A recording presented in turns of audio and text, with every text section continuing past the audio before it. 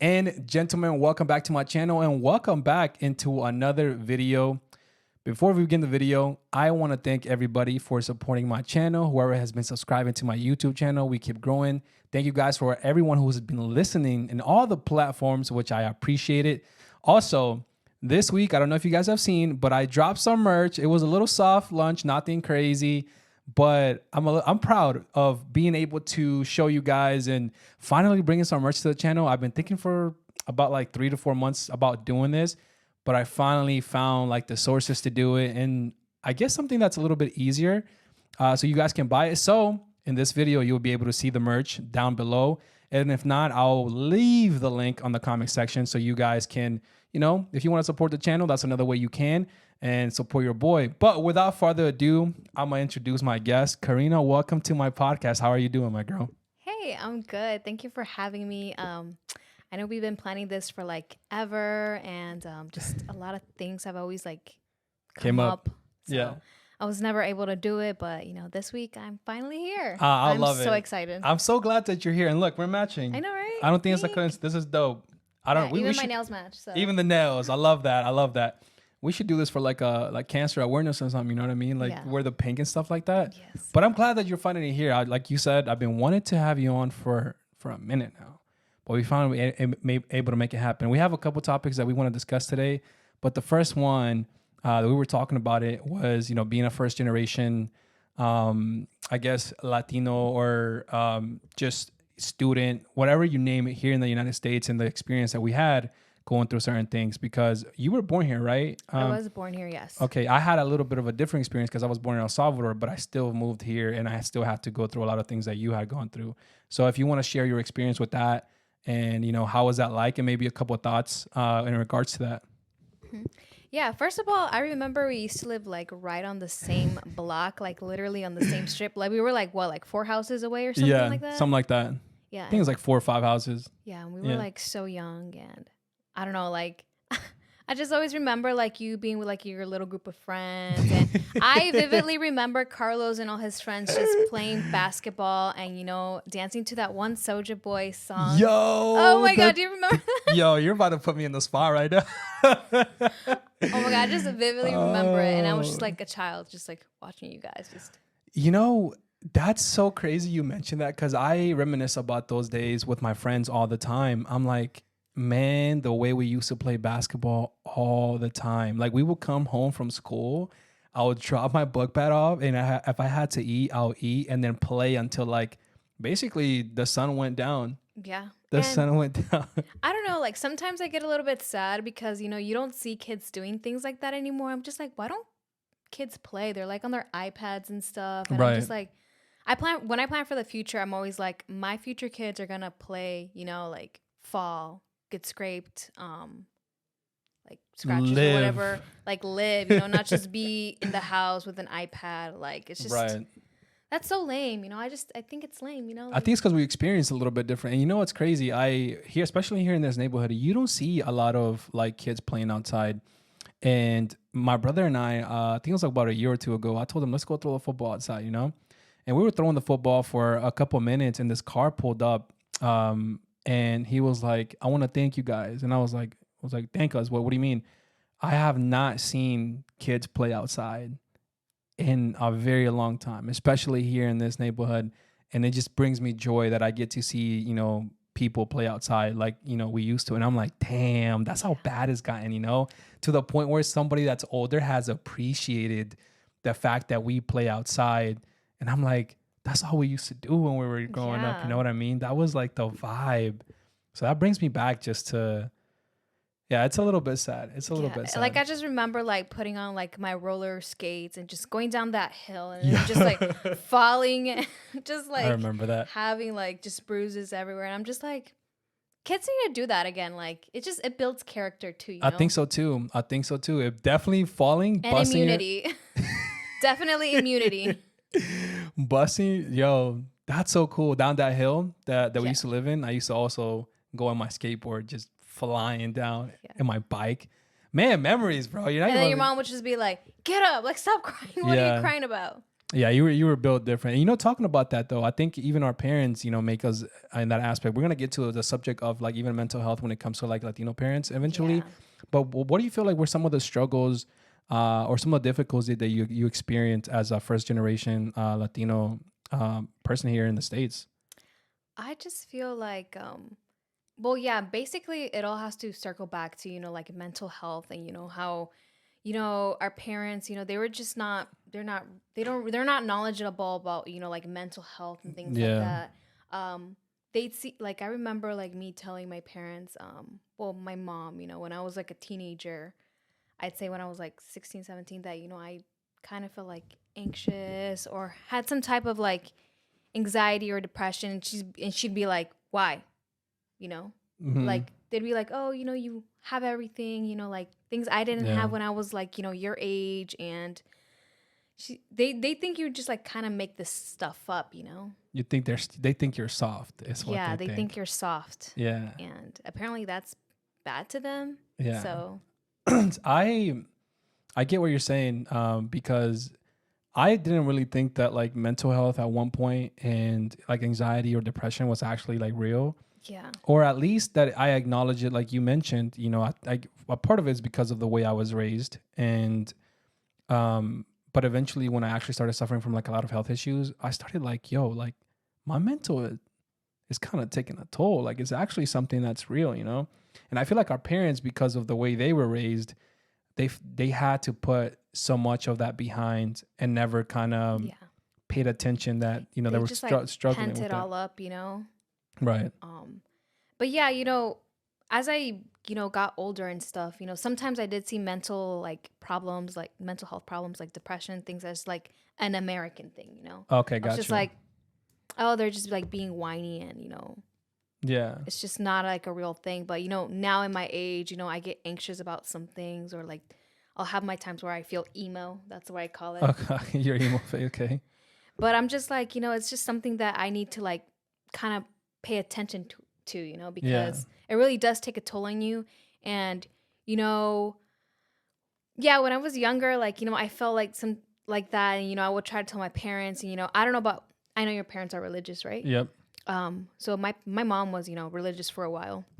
So she'd just be like, oh, well, you just like need to pray to God, or you just Mm-hmm. need to be more thankful, or, so I just, yeah, that was like the main reason. Like, and I just never like really told my parents afterwards like how I felt like depressed or anxious, because I went to college too, and Yeah. I was like really going through it, and I was just like, oh well, it's I need to struggle, I Right. need to struggle. So You feel like you needed to struggle? I'm just like, it's just life. Like I need to struggle. Like my parents struggle, I need to struggle. It's part of the process. It's part of the process. Yeah. Yeah.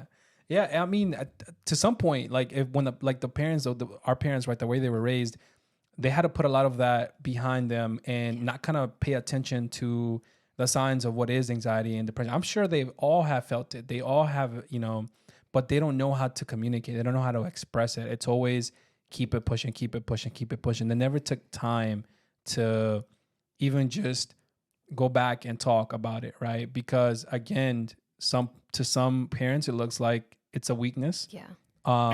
And you're being soft and whatnot. And this is why you mentioned you looked at America as being soft when you were growing up because your parents taught you to be stronger, but they never learned really how to communicate. And I feel like that takes also a toll on us because we do go through certain struggles that they don't go through. Even though their life was tough, we go through struggles that they haven't experienced either. And it's just a little bit different even when going to school, going to college. The pressure that you have because your parents have done so much for you and you know that and you watch it and you witness it. And when you go to school, you're like, I have to graduate because they've done so much for me. Now this pressure builds up on you and like you have to accomplish it. You know what I mean? And it's just like when I was like in school, like I just like in the back of my mind was always my parents. My parents, I need to make them proud. I need to, like graduate. I need to, get a job after graduation. It was just like so rushed and it was just like so much pressure. Yeah. And I just never felt like I could just like sit down and just be like breathe and, like, and that's just like, built up anxiety, Yeah. I feel you on that. And part of it, it's not their fault because they don't know what it takes to do that because they never have. they just see other people's kids like, oh, they've graduated or they've done this. Like, you can do it too. You know, you have all the resources. Nothing is missing for you to accomplish that. But even school, the hassle of going through school, it's tough, man. It's a lot. And for me, even, you know, the paying for school was a struggle. I was like, because I didn't get any scholarships. So I'm over here like, yeah, I know. I was one of them. I was one of them. So even that in itself. And then on top of that, graduation, like, you know, when you're graduating, you know, the job and this and that, it's just like, it I know, builds it's like, what are you going to do now that you graduated? And I'm just like, I don't know, man. I just graduated. Like, I need experience, and then I need experience to get experience. I'm just like, it's a lot. But like the funny thing, you know, that I was talking to you earlier before we started filming this podcast is like, I didn't even want to go to college. I just wanted to work, you know? Right. So did you feel like you had to go to college because that's what your parents wanted? Yeah, definitely. Yeah. I wonder how many people do that, you know, I feel nowadays. Like it's a lot. My sister, she doesn't go to college right now. And, you know, my parents don't pressure her because I feel like I've also just been in the middle now that I'm like, you know, grown up and stuff. And I'm like, just, you know, like, let her take her time because, you know, I told them an example for me, like, okay, like I got a degree in sociology with a minor in poli-sci, and I wanted to work first. And now I work in the construction industry. Complete 180. Completely out of, yeah. And I told my parents, I was like, you know what, if I would have worked first and, you know, would have been just like scapegoated into the construction industry because, you know, I worked for my uncle for a while. Yeah. So that's how I got into it. And I was like, I would have probably gotten a degree in like, you know, construction management or, you know, something along that line, you know, because I actually enjoy it, you know. Yeah. So I just felt like, I'm not saying that, you know, like, I think my degree is, you know, like useless or whatever, but I feel like I could have done something else that I actually liked. You know, I just wouldn't. Yeah. I do like sociology and poli-sci, but it was like kind of like a quick thought, you know? Right. It wasn't something that you really planned for and getting into. I mean, then again, though, if you think about it, it's hard to make a decision at 18 years old to see what you want to do for the rest of your life. This is why I think the average like major switches that happen in college are like, I don't know, like 5 or so, maybe even more. Yeah. Because you're trying to go back and forth on what you want to do for the rest of your life. Yeah. Right? Because if you're getting a career, hopefully you're going to try to use that eventually. But if you don't, like in your case, then you switch to another career that now you find out that you enjoy more and you could have gotten a degree in that. And maybe the journey would have been a little bit easier. Yeah. And see, that's what my sister is going through. She's like, you know, she graduated last May and she's like, I'm going to take like 2 to 3 years, like a gap because she's like, I don't even know what I like or what I want to do. My parents were like, okay, like, but you eventually have to go to school or something, like we're going to help you or whatever. Yeah. She's like, I need to find what I like first. And I'm just like, I was behind her, you know, I was like, yeah, just like let her figure it out first. Like, right. She's young. She doesn't know what she wants to do. Yeah. Like, there's not really a time limit of like going to school and graduating, you know? Right. Yeah. It's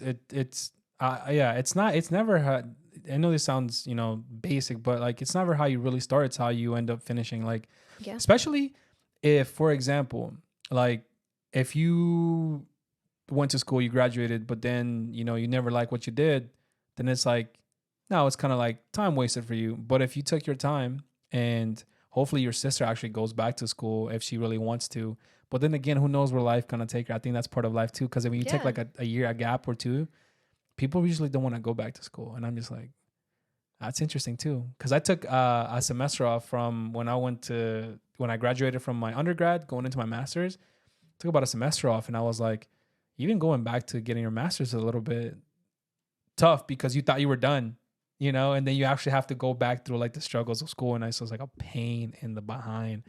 But going back to the parent situation, they don't understand that all that, like the little struggles, they just don't. It's too hard, right? I just always used to tell them, I was like, you think it's easy. Like, it's not easy. Like, you have no idea, like, how hard this is and what I'm going through, you know, just inside. But I can't really express it, you know.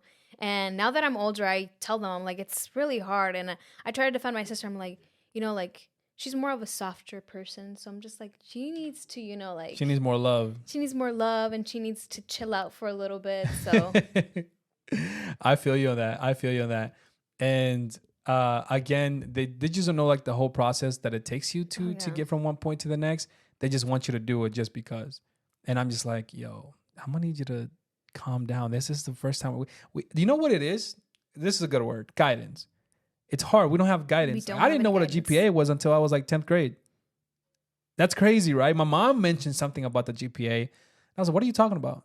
What do you mean we get points now for it? Because when I was in middle school, all A's and B's, and I never saw like a grade point average. But when I go to high school, I'm like, oh, you need that GPA to get into college, and I had already done bad. Oh man, I already done bad my first year and second year of high school. So I was good enough to get into college. But even my mom, I guess my mom tried to explain it to me, but she couldn't. How? Yeah, there's no way to. Yeah, and I feel like we did a lot with that, with like anxiety and depression. Is there like any other examples that you feel like you dealt with, or with your parents, even when it comes to like anxiety and depression? Like, what have they thought about it, or do you think at least when you spoke to them, have they changed their mindset a little bit? Yeah, I wanted to get to that. I feel like my parents now kind of understand more what depression is, because I feel like my dad went through it. Because he had like a health scare right before COVID, like during the COVID time. And so he had to be at home, because he had just gotten surgery. Right. And so he had like a therapist because, he was going through loneliness. Because he was just at home. And, I was there, but my sister was at school and like high school and stuff. Right. And my mom was like at work. And, they were like, we're just kind of scared that you're going to get depressed because, he's also taking like meds and he's going through like a health problem and stuff. So I feel like my dad got like a little bit of depression for a little bit. And so I feel like he was kind of able to grasp, what a crappy feeling that is, because he was like, I felt like also like, how you say like, your parents built all that stuff in. Yeah. I think he finally like sat down and was able like to process, what he was going through like internally. Especially for men though. I think for men, especially for men, like because society doesn't want men to, like show. Yeah. I've discussed that in my podcast before, like, showing your emotions as a man, like it doesn't make you weak. If anything, it makes you a better father, better brother, whatever, uncle, whatever you want to name it. It's learning how to communicate. I think that's like really important. Learning how to express your emotions, because for men, sharing feelings or sharing emotions, again, it's a sign of weakness, especially to society. But in reality, it could actually help you in your marriage. It could help you with your kids. Like, imagine if your dad was able to communicate with you growing up and saying, look, listen, I'm here to listen. I understand you. And this is what I can do for you to guide you in certain ways. You know what I mean? But because they were never taught that. And I'm like, that doesn't make you any less of a man, because, if anything, you don't know how to communicate. And it's also like, just really old school mentality, and that machismo, that comes from, our parents' home countries. So. Yeah. Yeah. The machismo is actually, that's another situation, because even expressing emotions is not a real thing. Yeah. Like I wonder, that's how I wonder now with parents, man. Like, how do you guys communicate, bro? You just let it go? You know what I mean? Or is this the reason why you always argue all the freaking time? I know my parents. I've seen that like a lot of Hispanic parents use the silent treatment. Oh my God. Bro, that's so wild. That's crazy. What do you think about that? I hate the silent treatment. And, I think it has affected me because, when I would do something wrong and stuff, my mom would just like not talk to me for days, and I was just like, man, like just the suspense made me feel so bad. And like, I think like that has, just translated into me now. Like if somebody gets mad at me or something, I kind of want to make up with them really fast or something. Cause I'm like, I don't know, just it builds up anxiety in me, like that's how I feel now. I'm just like the first to apologize now, or like I just hate having like that, like feeling of, like what do you call it? Animosity. I hate it so much. So interesting. I got a little bit of deep question. How much do you think that the trauma, because to some extent it becomes trauma, would it play of what happened to you, growing up and with your parents, the lack of communication, the machismo, the always, not acknowledging the mental anxiety, you know, the depression. How much do you think that will play or is playing a role into your future life? Even when it comes to your relationships now, whether it's, you know, with a partner or maybe with your friendships that you have, how much do you think of the role that plays in you? I think it kind of plays a big role because, you know, I look at the way, you know, things I dealt with when I was younger, and, you know, I try to say that I'm trying to be better than that, and not saying that my parents made a mistake or, you know, like, Mm-hmm. and it's not only your parents, it's also like your grandmother and everybody, you know, in your Hispanic family. The So elders.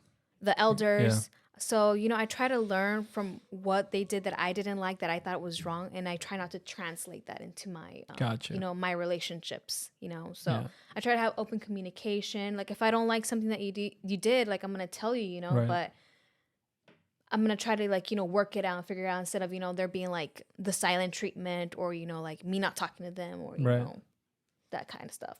Um, that's actually really good because what you're saying is that you're learning through And what. also like apologizing, you That's know, big though. apologizing. Humility. Ooh, Apologizing. Like, I that's think huge. I'm 25 years old, and I don't think one time in my life neither of my parents has said sorry to me. You That's know, so big though. Oh my God. like, you know how good it would feel like for your parents to say sorry to you just at least once. You Yeah. know, so Yeah. It's he, but this is the thing though. And the reason I even use that word before I ask the question, the trauma, because of Bill's trauma, because you don't know what it looks like. You don't know what apologizing looks like from your parents because even though you appreciate everything that they've done for you and it means the world to you, right? But they don't even know how to say like I'm sorry or like listen, I didn't mean to, that was my bad. They don't know, like it's and yeah. that's kind of bad. And I feel like now that I'm 25, I realize how important apologizing is. You Mhm. know, if I did do something wrong, because, you know, when I was younger, I let like a lot of, you know, relationships, you know, go, not just like, you know, like with a partner, you know, with friendships and Yeah, my cousins and everything, because, you know, I couldn't apologize or neither they could. yeah, And it's just like they're probably going through the same thing as me. Like they don't know how to apologize because yeah, their parents never apologized to them, you know? yeah. And how much is that is also pride, you know, Pride. because yeah, Pride is so big in the Latino yeah, community. pride Like, is oh my huge, God. bro. Pride is huge. I think that's what. So pride, I think that's what makes us how strong we are too, like as Latinos, but also like by the same token, it's like a double-edged sword Oh yeah. where the other side is also just as bad. Yeah. All that pride that you have. Um, but yeah, no, I think with the sorry, the apology. I mean, being having humility, being humble, learning to say I'm sorry is huge. We talked about that with I had a friend, I think you know, I mean Jamie lives in it, but we talked about that in like our second podcast. Maybe you don't remember him and maybe you were younger, but he used to live in your neighborhood. I think no, he doesn't live anymore. But I grew up with him and he talked about how like apologizing was so big to him and learning how to apologize, learning how to this is part of communication though, Karyna. This is part of like the growth process, you know what I mean? That like life kind of takes you in. I have a lot of examples of that situation too, but becoming humble, having that humility is really important. Is there anything else that you feel like your parents um, went through? Or I had a question for you, but now because we got into the topic, I forgot it, but it'll come back to me. But do you have anything along the lines of um, like the trauma that you have from like your parents, your friends, in your friendships? Um, but you know what? I got a good question for you. So how are you becoming like the person that you know you saw from your parents or your friends when it comes to like growing? Like what are some steps that you're taking into doing that? Um. Besides acknowledging it, right? Because you acknowledge it and you're like, okay, that's not correct, that's not right. But what is some steps that you feel like you've done um, in your relationships in general? Well, I'm not gonna say that, you know, like I haven't had pride to, you know, like I've done something wrong Right. or my friend has too, and I'd be like, well, I'm not talking to them, you know, like, or I'm not Mm. apologizing first, you know. Mm-hmm. But I think actually I recently went through like a friend breakup, and Oh, how those long was hurt. the friendship for? We were friends since junior year of high High school. school. So it's been a minute. It's been a minute. Yeah, and then and it's funny because she's also like just like me, first gen, you know? Okay. But she is from She is from somewhere in Asia. Okay. Okay. I'm so sorry. I don't remember that. Yeah. That's cool. But, I just feel like, also like why we couldn't, like be friends again, or maybe eventually we will. Because we have talked before, but it's just like, I haven't apologized for what I did and she hasn't apologized either. It's just like, we're like, oh, you did this, but you did that, and it's just like, because before when we would fight, we would like, just like, bicker at each other and not apologize, So I just feel like now, like, if we were to sit together, both of us have to say, I'm sorry, I'm sorry I was being a crappy friend, or I'm sorry I did this that hurt your feeling. Because when we did sit down, we were just, going over what each of us has done wrong, so. Have you ever had a friend that you felt like used apology too much though, where like they would apologize so much and they wouldn't grow from it though? Yeah. Yeah, I hate that. I couldn't stand that. I had a good friend too that I had to get away from because, he would apologize and he was very good at actually apologizing, but shit wouldn't change. And I hated that because I'm like, bro, like, you got to have, I'm holding you accountable, but you got to hold yourself accountable too to certain things that you do. And I'm like, you got to be a better friend. And eventually those friends fade away because you don't want that. I don't like people who are selfish. I can't stand that. Like, that's not for me, and as I get older, I try to get away from those people because it's all about them. And I've never been like that. At least I'm glad I was raised, to always learn how to give back or how to put people, in front of you. And you mentioned earlier, right? I'm religious, I'm Christian, but even like Jesus came to serve us when, he came, and I'm like, if he came to serve us, who am I not to, show some love to other people? And that's why I'm always like, if when you see me, it's always like, I love giving back. Like, I'm more comfortable with giving than receiving. Yeah. You know what I mean? That's great. And I have a friend, Ever, we know Ever. Ever is the same way. He loves giving and he's more comfortable giving than receiving. I don't know what it is. I don't know what that is. Yeah, Ever is a very selfless person. Yeah. 100%. But see, when you surround yourself with good people in life though, that's what happens, right? Like, you heard that saying, show me who your your 5 friends are and I'll show you like your future, or I'll show you who you are. That's what it's all about. Like, so, wait, have you ever seen that thing where it's like your friends really define who you are? Yeah. Well, I've heard of something similar. But like, what are you referring to? Birds of a feather flock together. Like, well, I like that. Like you can really tell how a person is based on the people they hang out with. Okay, I like that too. Yeah. No, that's facts though. Show me your 5 closest friends and I'll show you who you are. Or show me your 5 closest friends and I'll show you your future. But it's right though. I think that mentality, and you know what comes with all that? Humility. You got to be humble. You got to learn from each other whenever they come back and they actually give you some type of criticism. Not get butthurt about it, but learning that they're coming from a place of love. But even, I got another thing that I was going to get to. So what about the way you say things? How do you think delivering things plays a role into friendships or relationships? Have you ever thought about that? Think about when you talk to somebody, right? Mm-hmm. And you're like either apologizing or you want to like correct you. Like if you're going to correct me or correct you, like the way you come and deliver things. Oh, yeah. How important is that? It's really important. You know what I'm saying? But I don't know if it's just because like I don't really look into things that hard. Sometimes people have like, really bad deliverance. And I know I have a lot of bad deliverance too. In what way? The other day, some coworker told me like I was doing something for her and I was like, hey, this isn't in the system or whatever. And she was like, well, I don't know what to tell you because I put it in there. And I was like, oh, okay, cool. Like let me look for it again, or, I'm going to try refreshing. Okay. And then my other coworker heard and he was kind of like, well, she came off real, bitchy. What a bitch. And I was like, you know what? That's something I would say too, I don't know what to tell you. I put it in there, like, okay. Maybe try to find it. So I can see where, like the deliverance of something that you say is really important, because not everybody, takes it the same, Correct. And I want to say is because, like I'm a more headstrong person, I was like, well, it makes sense. It should be there since you put it there, and I was just like, where is this file or whatever, Right. So I didn't really, like look too much into it like my coworker did. So yeah.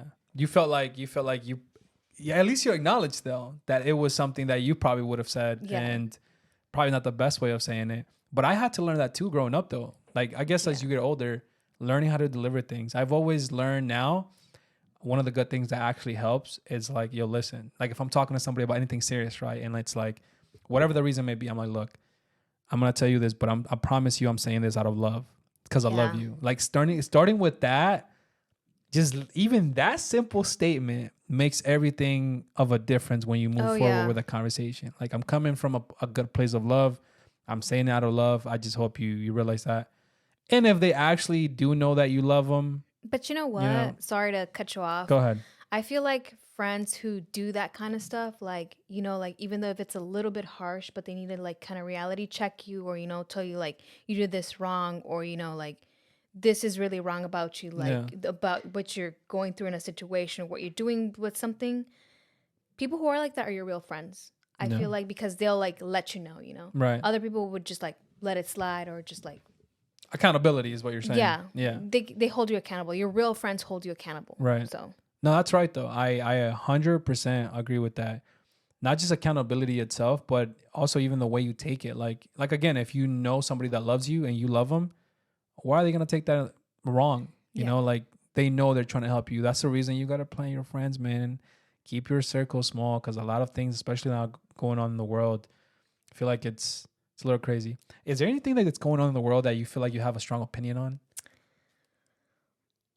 I need to do. You're a very outspoken mind. I wanted to save this question. Yeah, I know, and I wanted to save this question for you because I know you have opinions on what's going on. Oh my God! Like, I want to get us canceled. Send it. Let me see. What do I think is crazy right now? Well, a lot of stuff is crazy. Like, there's just been so much stuff on the news. I don't even want to keep up with anything anymore. Where do you get your news from? Social media, I'm assuming, right? TikTok. Oh, TikTok. That's also a dangerous place. I mean, you can get a lot of shit from TikTok. Yeah, they're trying to. You heard that bill that's trying to pass, right, from TikTok? Where Which one? Oh yeah, they're trying to cancel TikTok. Yeah, that's crazy. What do you think about that? I think it's like a really bad thing because I feel like TikTok has been a platform that has, you know, kind of united people. Like it's better to like a lot of information has been streamlined through, you know, like TikTok, you know, like, and just feel like the government is trying to like disband that. So, you know, we're not all on the same page, you know, because with TikTok, we can like this conspiracy theory. with TikTok, we all like, you know, like are like, oh no, like the government's on some bullshit, you know, like, and if we didn't have TikTok, like, or we're able to make like a 15-second clip, like, So you. I mean, you can on Instagram, but it's just like TikTok. It's just TikTok. It's taking TikTok over. is TikTok, yeah. So you actually you don't think that, you know, I guess China in this case is taking. No, because like they're like, oh my God, China is trying to spy on us, and I'm like, you don't think that's China the case? makes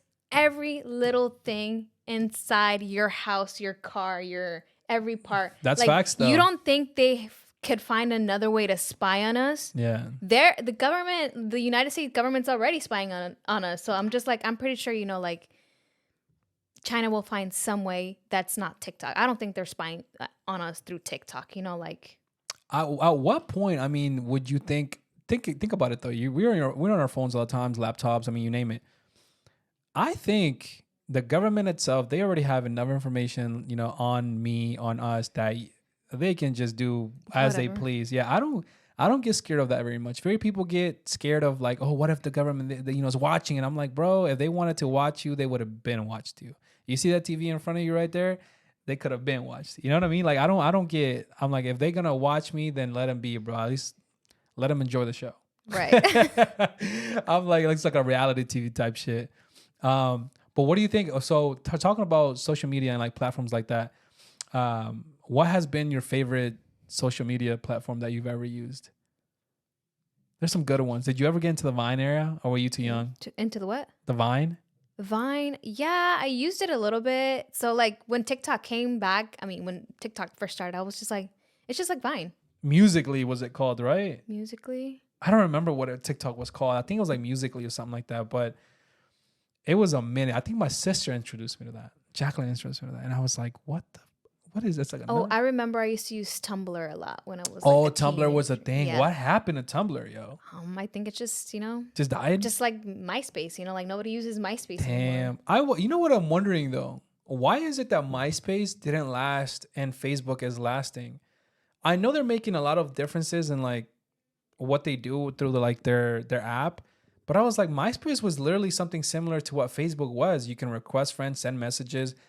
I don't know why Facebook took over and then MySpace didn't. I never used still didn't MySpace. get that. I was too young for that. Damn, I wonder why. But MySpace was that era, man. You could post things like music on your. That was so interesting. I mean, the only reason why I am on Facebook is, you know, for my family. You know, like the elders. You know.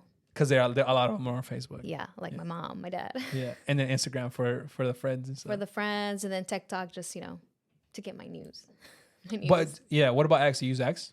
I'll use it here and there. I don't like how dark it looks now, you know? Yeah, like no, the X is crazy though. X is crazy. The content they have on X is wild, man. Yeah, like every time I open it, like I'll just like scroll for like 15 minutes. I'm like, okay, this is enough internet for today. This is enough of the internet for today. Dang. Nah, X is wild. I've seen some crazy stuff on X. You can see everything. Like I don't think they have because Elon Musk bought it now, and like censorship, shit. I don't know what that is. Yeah. I look at things and I'm like, yo, sometimes, and I like the news from like X because a lot of people, you know, speak their mind, which I enjoy very much. But damn, not even on YouTube you can't do that. YouTube will like, I don't understand why like things are getting flags. Like, okay, like I know sometimes people say like hurtful things but like TikTok, like they're also, you know, like flagging stuff down, you know, if you like talk about, you know, like presidential stuff, or, you know, like say like something about like the whole Palestine and Israel stuff. And I'm just like, yeah, that's also another topic. I'm just like, I thought this was a place where people, you know, speak their mind, you know? Yeah. But that's what and I like hearing stuff freedom of speech. I like hearing stuff from both sides, you know, like I like getting my information from both sides, you know? Yeah. Cause I think that's our job though. Yeah. Our job is to do the research, and then one side will feed you some BS and the other side will feed you some BS too. Which this year, I ain't gonna lie. Listen, I love you, family stuff, but I don't know, bro. Even the elections, all that shit, like it's a headache. Yeah, man, it's a lot. When people tell me about the election that's happening this year, I'm like, you know what? I am not voting. I'm praying. I'm praying. I'm not voting. I'm praying. Even that, yo. Or going eeny, meeny, miny, mo, you know, on the ballot. You know what's funny? I meet people that like, well, I don't have a lot of friends that are really into politics like that. Like we'll listen and we'll have our opinions, but like someone who's like really into politics, I don't know if it's my friend group or like we just are tired of like all the BS and we just don't care. I feel you know what I'm saying? No, I totally understand. Like there are some people who are like really like all about politics and stuff, and that's all they talk about. And I'm just like, shut up, you're with your friends. Like talk about the weather, like, or go outside and touch some grass. Like I don't want to hear about this right now. Like it's gonna add into my anxiety, you know? Yeah, even more stuff. I don't think it makes a difference. If I'm being honest, my honest opinion, I don't think it makes 4-year term. There's a certain amount. Both presidents, by the way, who are running, they're only gonna have a 4-year term anyways. Yeah. Right. So it's not like they're gonna make a huge difference. Like it's not gonna be anything crazy. I don't think so. Because it always sways back and forth, right? Like you only see like I think maybe a max run that you'll see is like a certain party, like a Democrat or a Republican, 8 years, you know, and then it'll probably switch back. I've always like noticed that it always goes back and forth, back and forth, back and forth.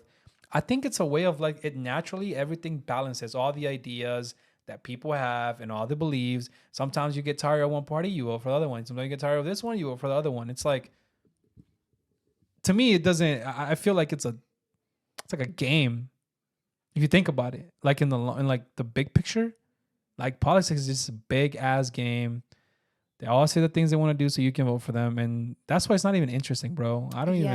Like I mentioned, I have a minor in poli-sci because I actually used to be really into politics, you know, like keep up with the things that were happening and stuff. Yeah. But I feel like if I were to pay attention to every little thing that's going on with like politics, I would have no hair.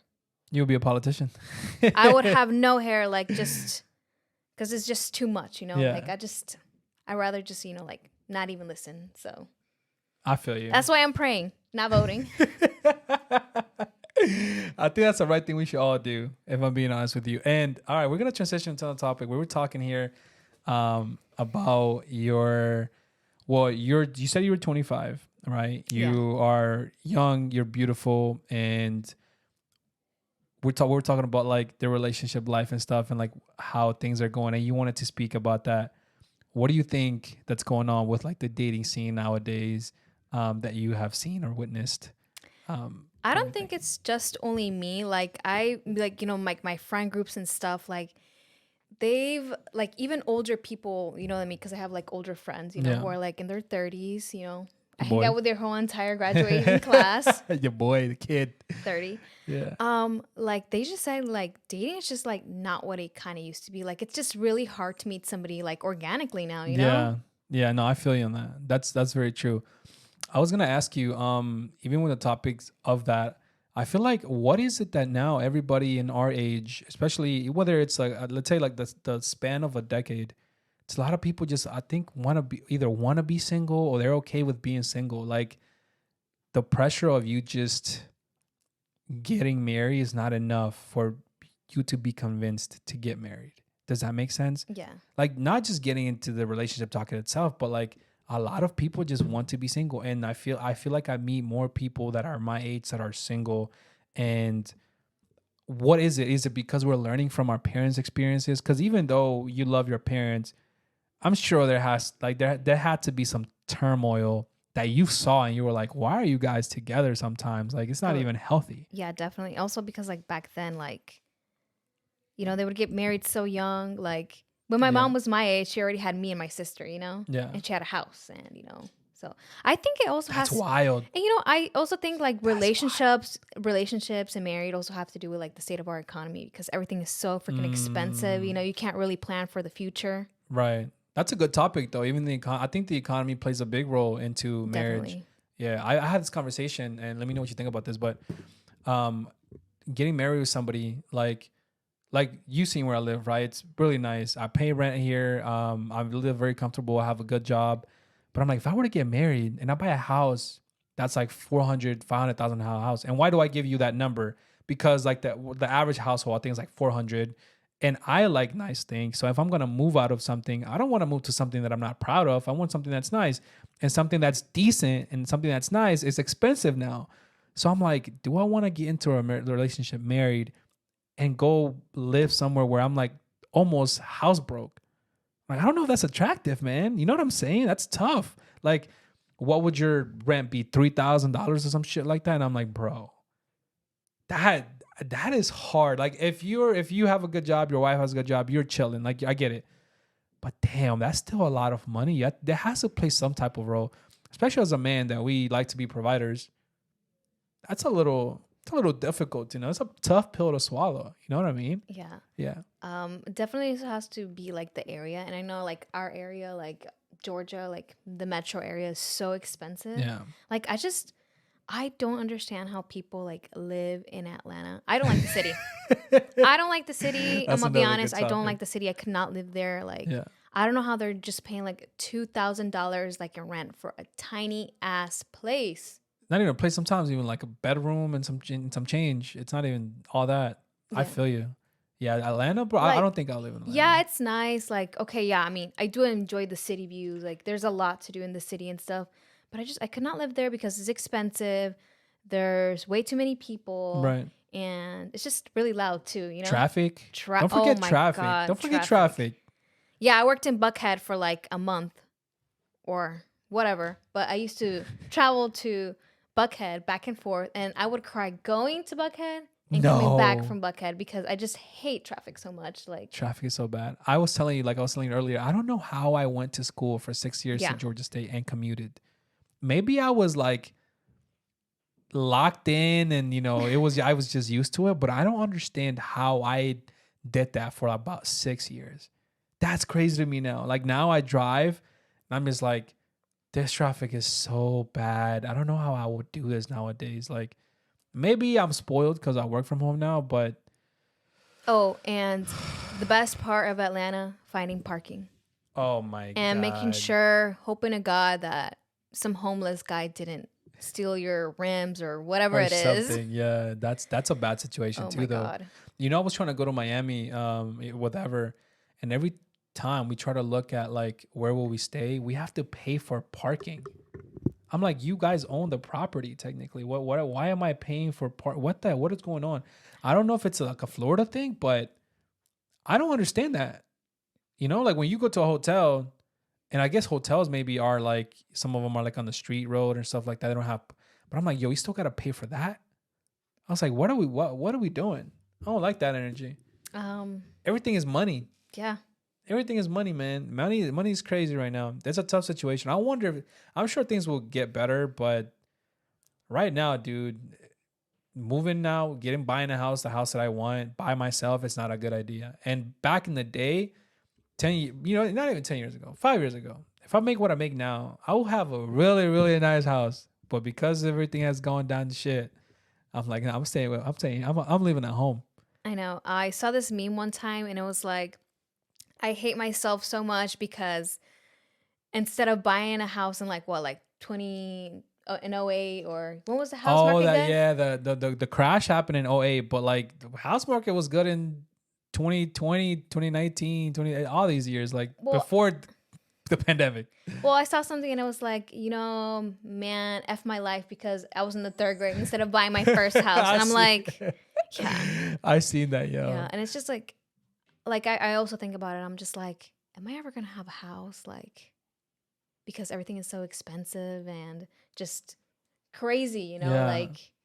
But yeah, I remember, before the pandemic happened, even during the pandemic, a lot of people moved because, the house market was so good. And like in the last 4 or 5 years, it just got really bad. It got really bad. And you're right, though. You think about that. Like, will I ever own like a really, really nice house? Because it's too expensive. And not just the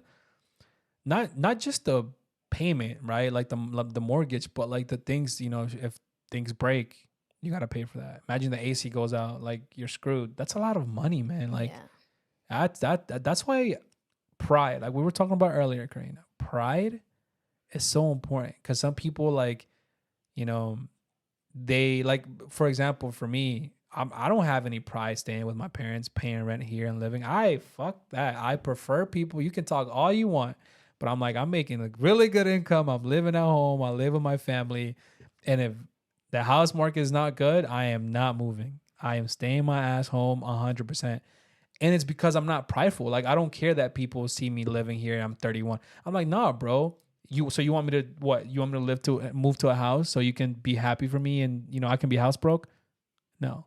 Stay my ass here. It's pride, bro. I'm telling you. A lot of people are very proudful.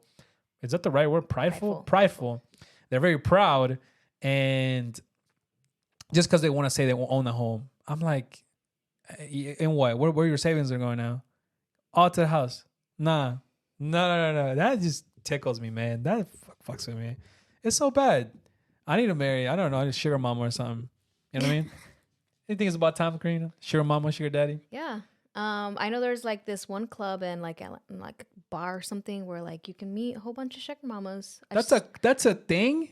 Yeah. No. Somebody was telling me about it. Because I was like, oh my God, you know what? I just need to, marry like a 60-year-old guy and just, like.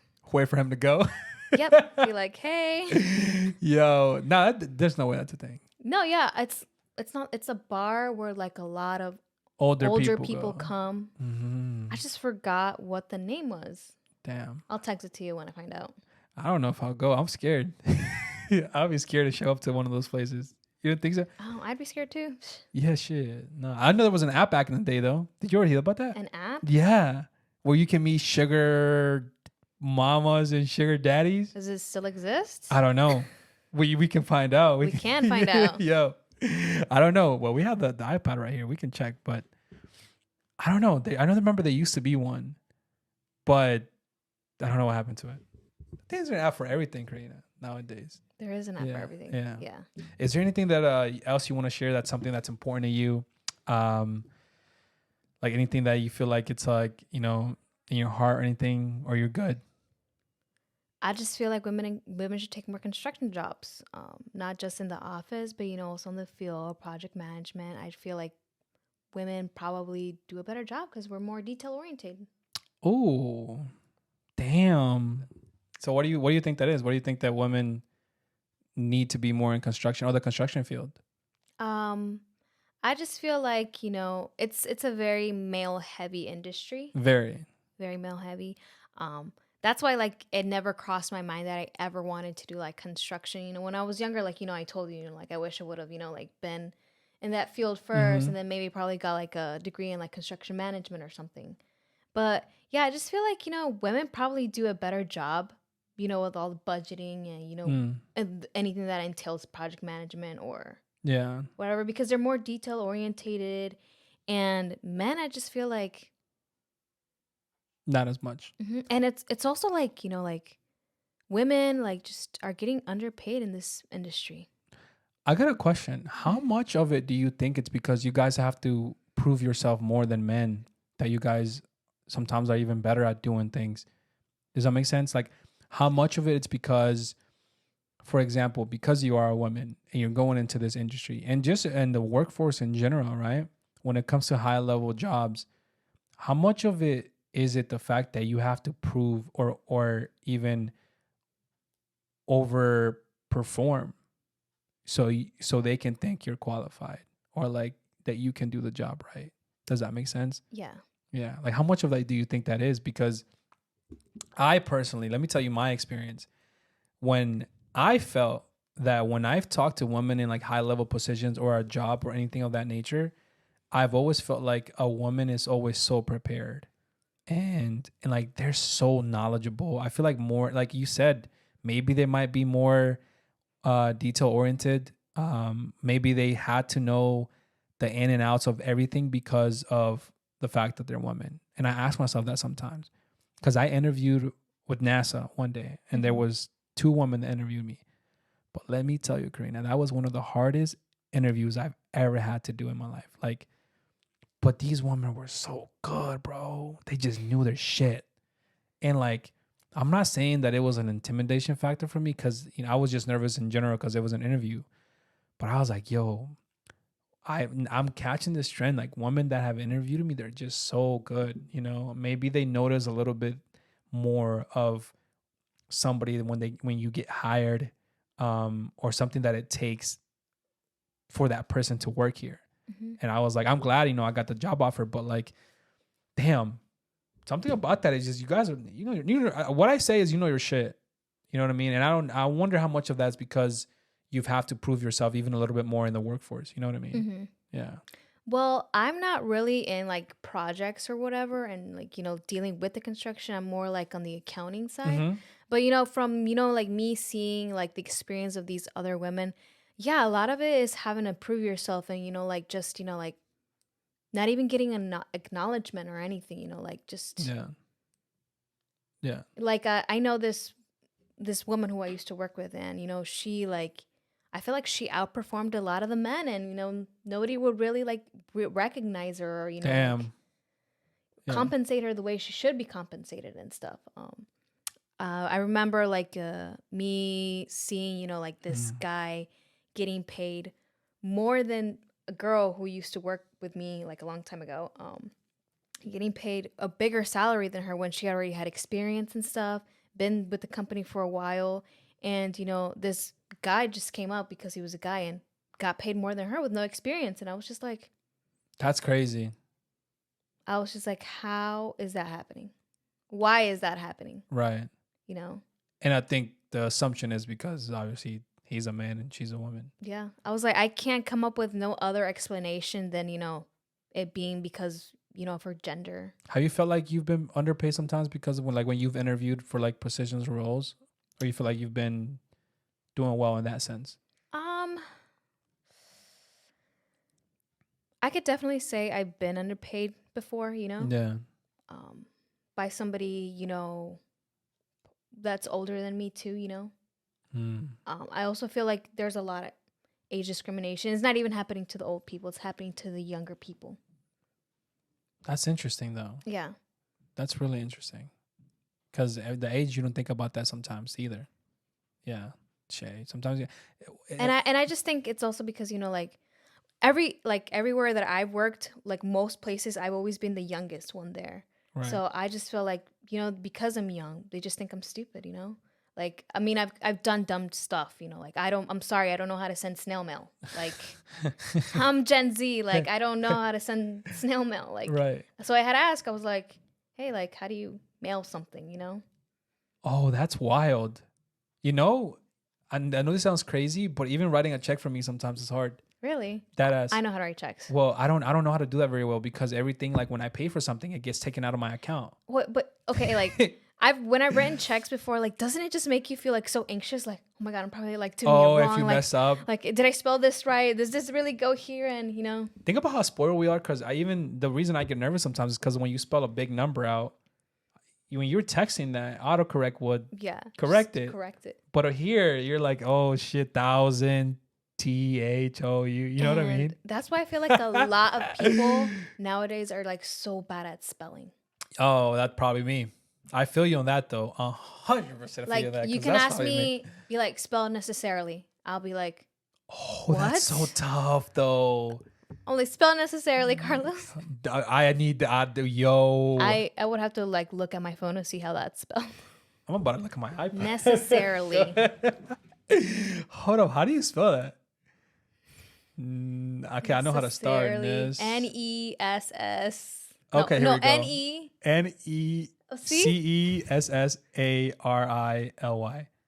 Damn. No, I would have used 100% autocorrect for that. Right. Or that like text to speech to text thing, you know, that's on the phones. Oh, the phones. Yeah. Because when I'm like, I don't know how to spell this well, I'll just be like, necessarily, you know? So.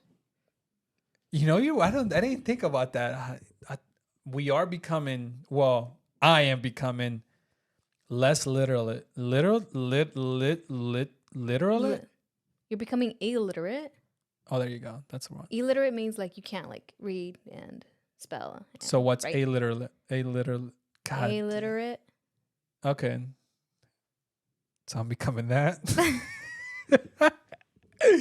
That's bad though. That's bad. I'm not ashamed to say it. I mean, you can't blame me.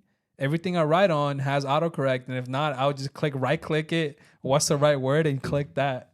Yeah, and also like, have you ever like just taken the time to like, you know, pen and paper something, you know?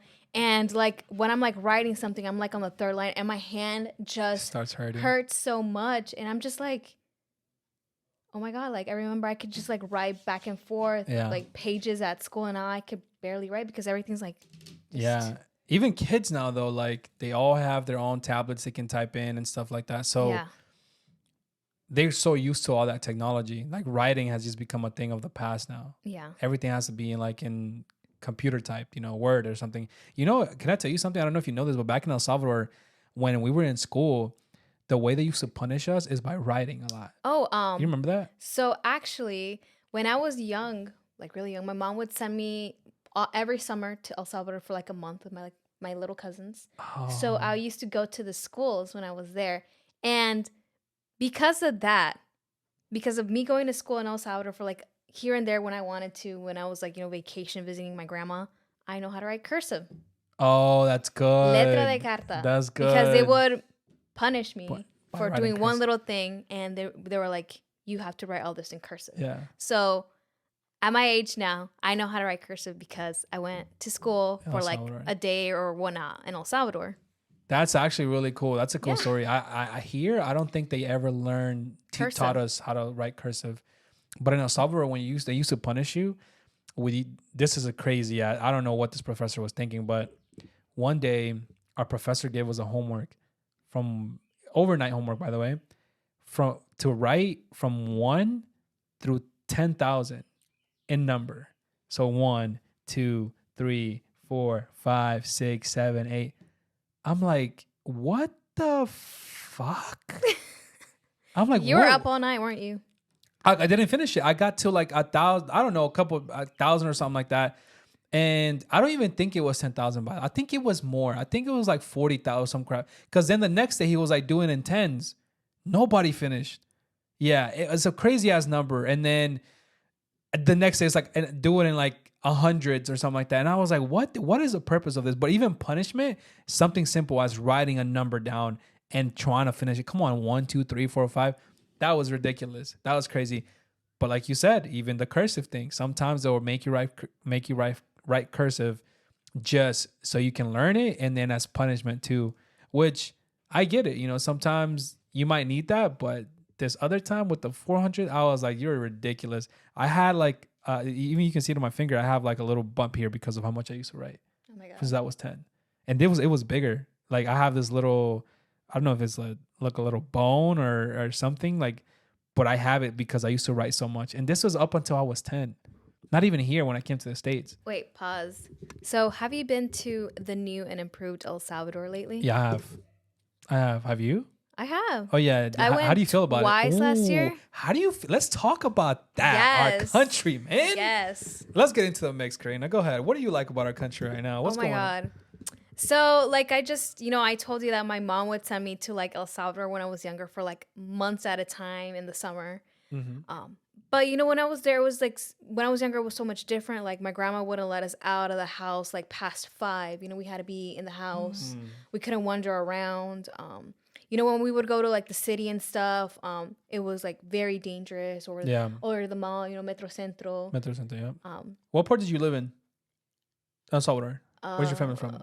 La Union, right? La Union. Or San Miguel type vibes? Like San Miguel, La Union. Okay. Like, around there. But it like there was always a sense of, it being dangerous, in the news. It was like El Salvador has, the MS-13, like people dying left and right. My mom's, former classmates dying, women going through horrendous, disgusting things. So, I had not been to El Salvador, since I was a little kid. Like, I think the last time I went before I went last year was like 2009 or 8.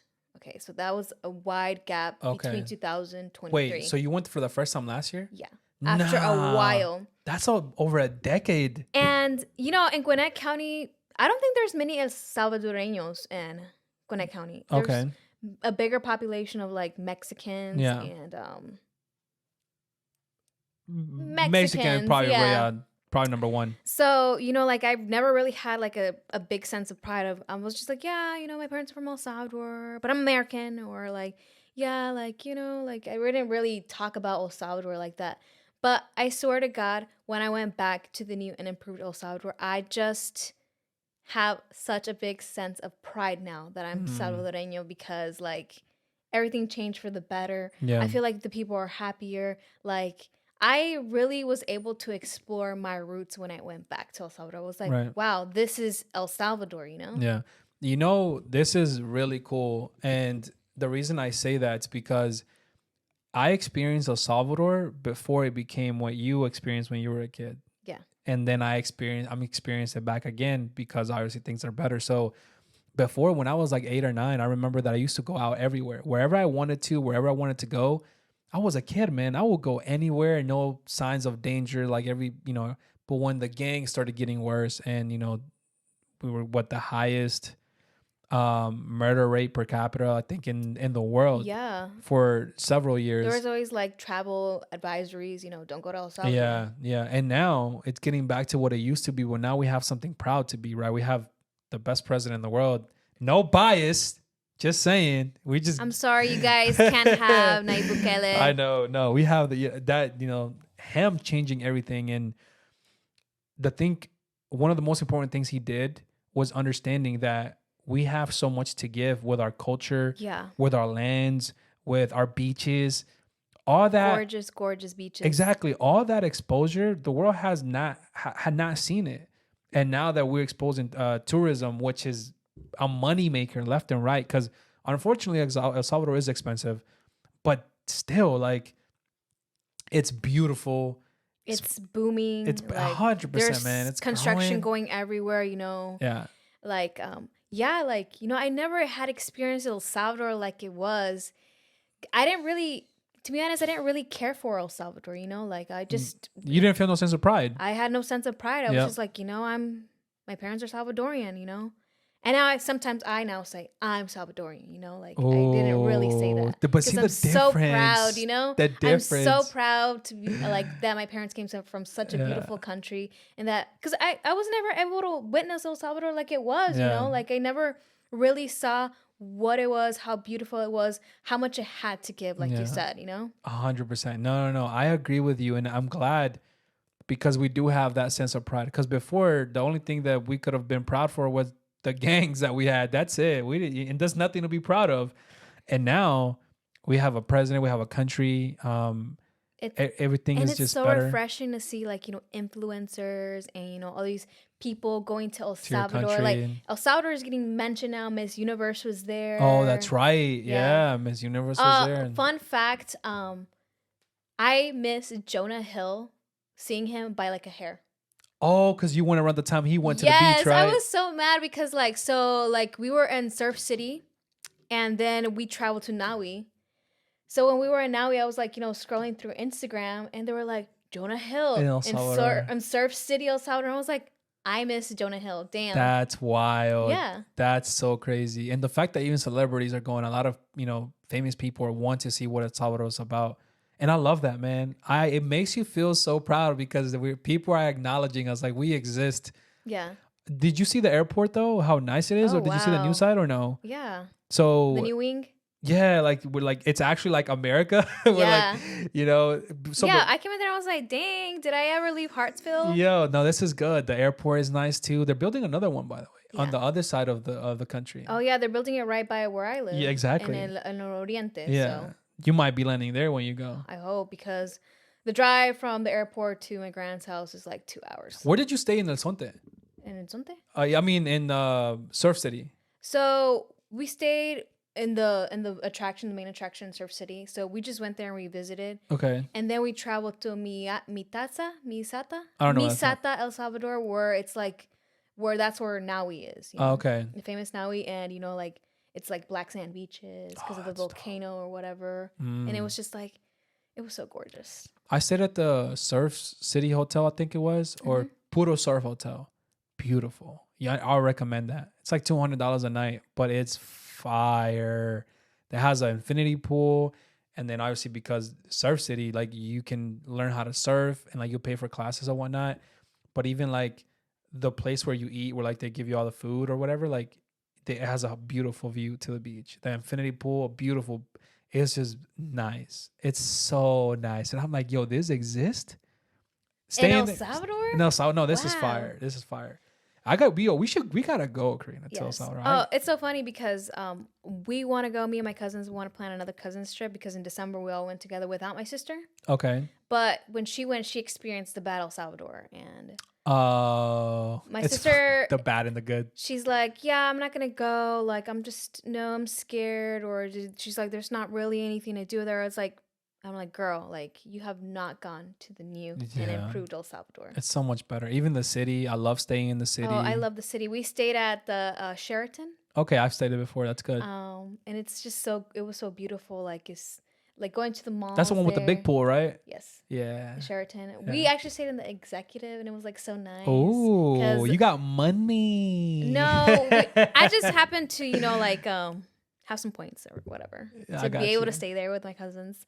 And it was just so cool because it had like a picture of like the Reina from Hispanic coming there, and all these famous people have stayed at the Sheraton. So what is that called? A lot of the embassies for other countries are around that. Mm-hmm. And I when I went, I stayed with somebody who used to work for like the French embassy, and I was like, damn. Like, you guys are over here? Like, this is where you guys are hanging out? That's pretty cool. It's really cool because also, like, when I went to Naui, there was, like, a lot of, like, Europeans there, Don't you love that, though? Yeah, I'm like, wow, like, even Europeans know about El Salvador, do you think you guys know about us? But it's cool, man. I mean, and the thing is, though, it's going to get better. Sorry to cut you off, but keep doing it. It's like, now that El Salvador is known, you know how people, like, okay, here's an example. When I used to work at Pandora, God bless this lady's heart, But, I was like wrapping up her, like charms and rings or whatever.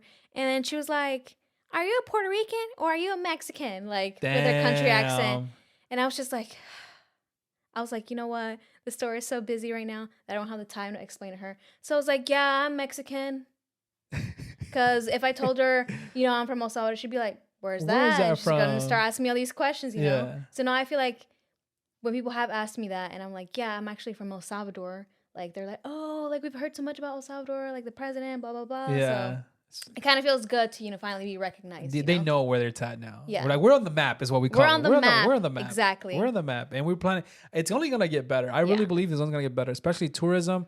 If you guys are watching or listening, you have to go to El Salvador. I promise you, we're not just hyping it up because it's our country, but the difference that it's became. And I'm telling you, there's so much to see. It's so little, but you can see so much.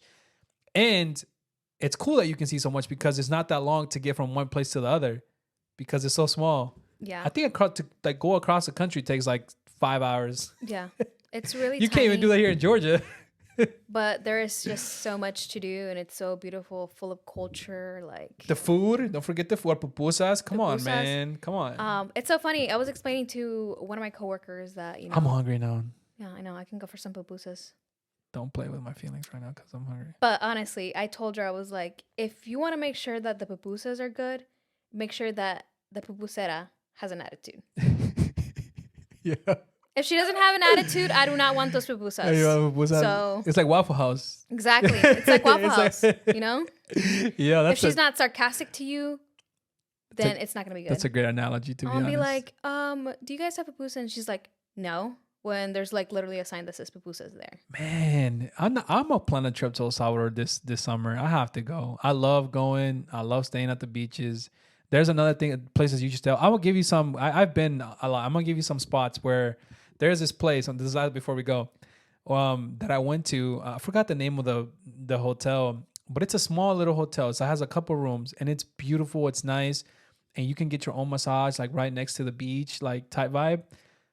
Fire. And you have, in order for you to get food, you can either go out or there's a chef that works there, and you just text them. Like you send them a WhatsApp, and you're like, hey chef, I want this order ready by 10 p.m. or 7 p.m. for dinner, or like I want breakfast, and he'll make it for you, and he'll have it ready for you at that time. And you just go to the table and eat. And I'm like, you feel like a king, bro. I'm like, he treated me so nice, Karyna. I was like, this is what it's about right here. Right. This is where we're at. I saw TikTok, and it was like, you're not depressed. You just live in the U.S. And damn. Like, facts. No printer. Facts. Nah, we'll be blessed we live here, though. We just need to go back to our country and say what's up. Yeah, maybe we'll just, be the generation that, migrates back. You think so? Or retires there? I would probably retire there, You think so? Build my house. I feel like if it gets more modern, especially with like the healthcare, I would. Oh yeah, definitely. But we need a lot of work on that side too. Even though we're striving, but we're going. Anything else you want to share before we go, Karyna? This was good. You got me excited about El Salvador now. Yeah. Jesus. I think I'm gonna look at flights when I get back home to see when I can take the next one. What's the move? I love that, man. Travel, and then you can come back on and talk about it when you come back. I'll bring pictures. Awesome. Well, thank you for being here today. I appreciate you. You were great. I love having these conversations. And to everyone that's watching or listening, I appreciate you watching or listening. Remember, you can watch the video in 4K on YouTube on my channel, and then if listen to all the all the audio platforms, Spotify, Apple Podcasts, and Amazon Music. Don't forget, they'll also have merch coming out. So, and I'm gonna keep updating the merch as time goes on. But if you guys want to support the channel, that would be a great way to do it. And get you get your sweater, get your hoodies, whatever you want to get. Especially summertime, there's a lot of t-shirts that you guys can get.